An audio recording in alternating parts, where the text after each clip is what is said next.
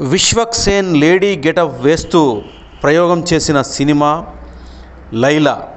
ఈ చిత్రం ఎలా ఉందో ఇప్పుడు చూద్దాం. ఈ చిత్రం ఈరోజు విడుదలైంది. మరి ప్రేక్షకులను ఈ చిత్రం ఏ మేరకు మెప్పించిందో సమీక్షలోకి వెళ్ళి తెలుసుకుందాం. ఇక కథ విషయానికి వస్తే, సోను విశ్వక్సేన్ బ్యూటీ పార్లర్ నడుపుతూ ఉంటాడు. ఆ ఏరియాలో సోను బ్యూటీ పార్లర్కి ఫుల్ డిమాండ్ ఉంటుంది. అతనితో మేకప్ వేయించుకోవడానికి లేడీస్ తెగ ఇంట్రెస్ట్ చూపిస్తారు. ఇలాంటి సోను జీవితంలోకి జెన్నీ ఆకాంక్ష శర్మ ఎంటర్ అవుతుంది. ఆమెను చూసిన మొదటి చూపులోనే సోను ఆమెతో ప్రేమలో పడతాడు. అయితే ఆ తర్వాత జరిగిన కొన్ని నాటకీయ పరిణామాల నేపథ్యంలో సోను అమ్మాయిగా గెటప్ వేసుకోవాల్సి వస్తుంది. అసలు సోను ఎందుకు హైడ్ అవ్వాల్సి వస్తోంది? ఇంతకీ సోనుకి వచ్చిన సమస్య ఏమిటి? ఆ సమస్య నుంచి సోను బయటపడ్డా లేదా అనేది మిగిలిన కథ.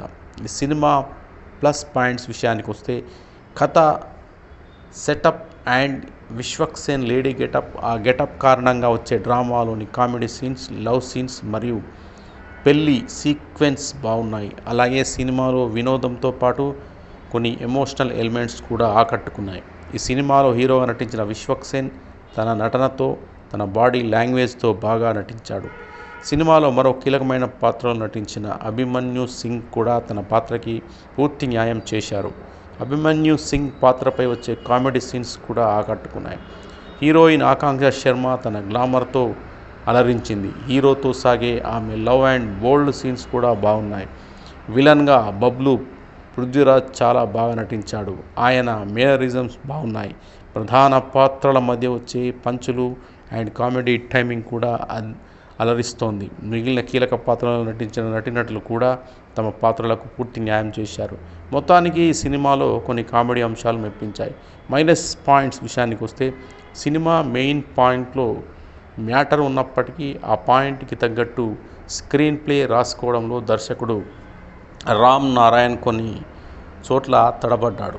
అసలు ఇలాంటి కాన్సెప్ట్ తీసుకున్నప్పుడు ఆ కాన్సెప్ట్కి తగ్గట్లు సినిమాను ఆద్యాంతం ఉత్కంఠ రేకెత్తిస్తూ ప్లేఫుల్ ఫన్తో సాగితే బాగుండేది.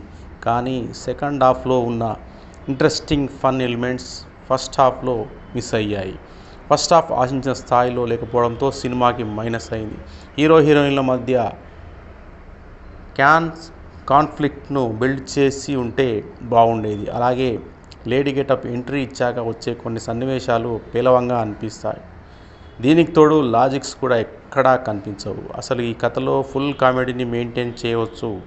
సెకండ్ హాఫ్ నిజంగానే కొన్ని చోట్ల ఫన్తో సాగింది. ఆ ఫన్ను కూడా దర్శకుడు సినిమా మొత్తం కంటిన్యూ చేయలేకపోయాడు. ఓవరాల్గా ఈ లైలా చిత్రంలో fun elements and bold elements ఉన్నా పూర్తి స్థాయిలో సినిమా ఆకట్టుకోలేదు.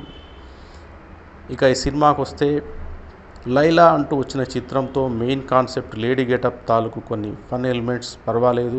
అయితే regular screenplay, main characterization బలహీనంగా ఉండటం, పైగా బోరింగ్ సీన్స్ వంటి అంశాలు సినిమా ఫలితాన్ని దెబ్బతీశాయి. ఓవరాల్గా ఈ చిత్రం ఆకట్టుకోలేకపోయింది.